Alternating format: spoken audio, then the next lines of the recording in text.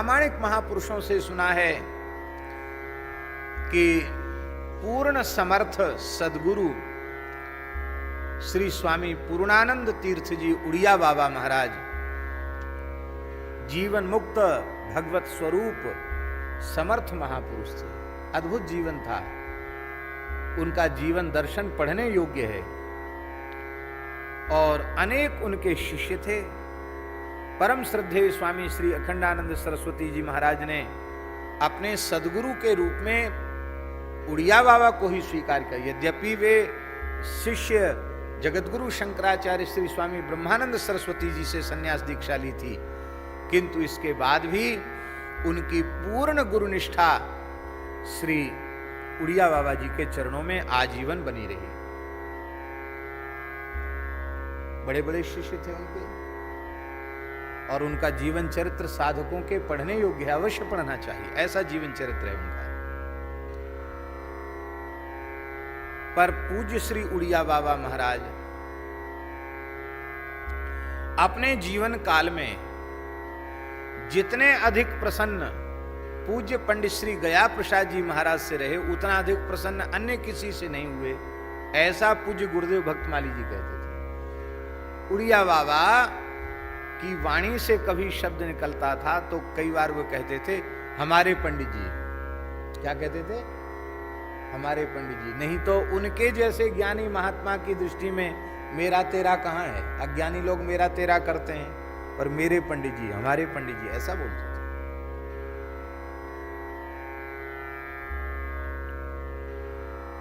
कितने दिन रहे उड़िया बाबा की सेवा में पंडित जी? कितने दिन सत्संग किया उड़िया बाबा का पंडित जी ने? जन्मांतरीय संस्कार से पंडित जी राम नाम का जप बचपन से ही करते थे।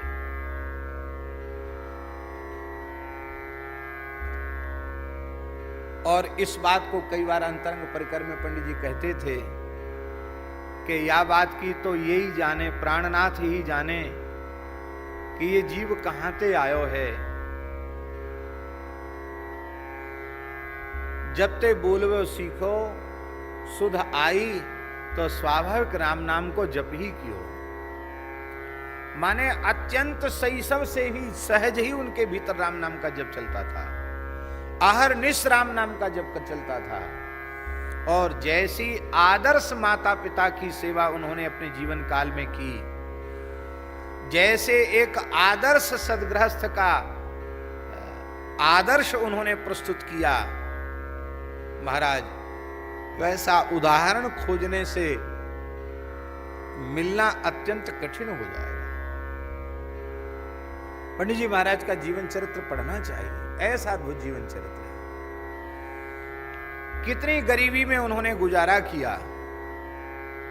ट्यूशन पढ़ा देते थे बच्चों को, उससे सीधा सामान आता था, उससे निर्वाह होता था। कई बार घर में उपवास हो जाता था।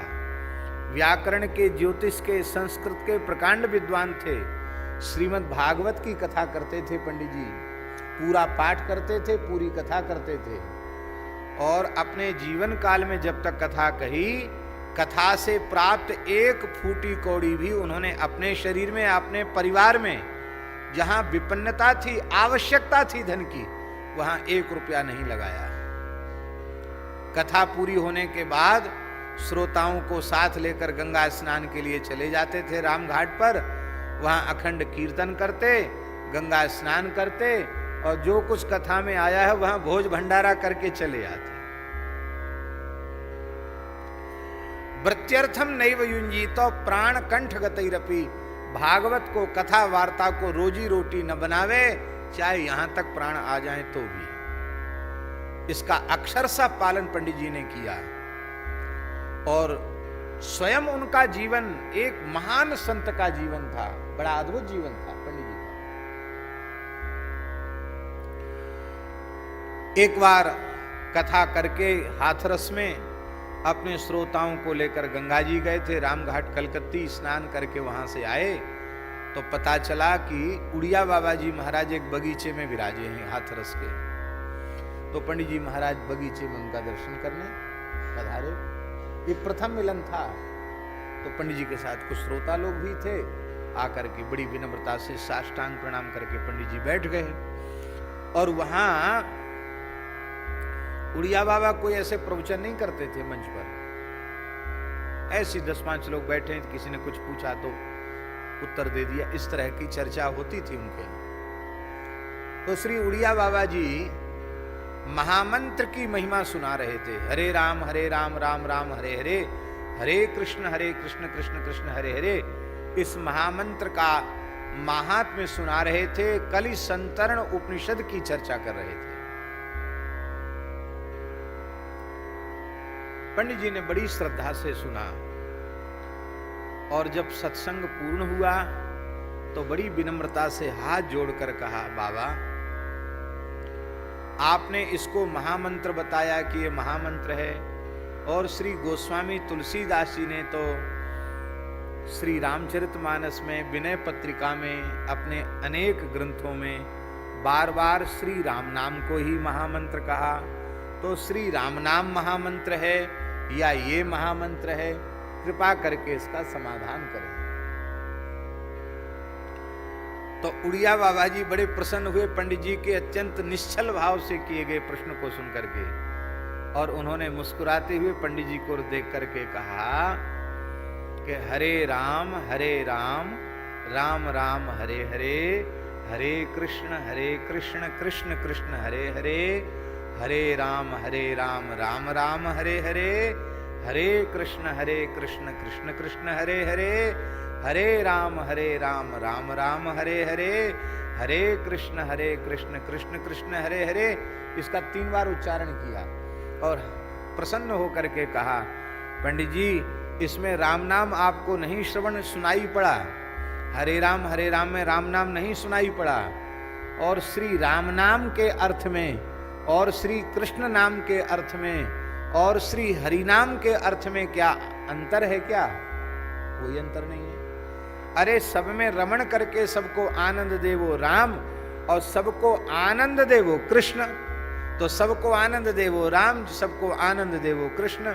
राम कृष्ण दोनों एक ही है। इसलिए राम नाम भी महामंत्र है, कृष्ण नाम भी महामंत्र है, हरि नाम भी महामंत्र है, और ये महामंत्र भी महामंत्र है। ये समाधान उड़िया बाबा ने किया, और बस यही एक कृपा उनकी पंडित जी पर हो गई। तो जिन पंडित जी के भीतर निरंतर राम नाम का जप चलता था, उन पंडित जी के भीतर उड़िया बाबा की वाणी से महामंत्र सुनते ही स्वाभाविक रूप से 24 घंटे भीतर से महामंत्र गूंजने लग गया। राम नाम का जप महामंत्र के जप के रूप में परिवर्तित हो गया, और जीवन पर्यंत उसी को महामंत्र को, उसी को दीक्षा मान करके पंडित जी ने जप किया। अलग से कोई दीक्षा जैसे कान फुकवाते हैं वो सब नहीं लिया उन्होंने, बस वही दीक्षा हो गई।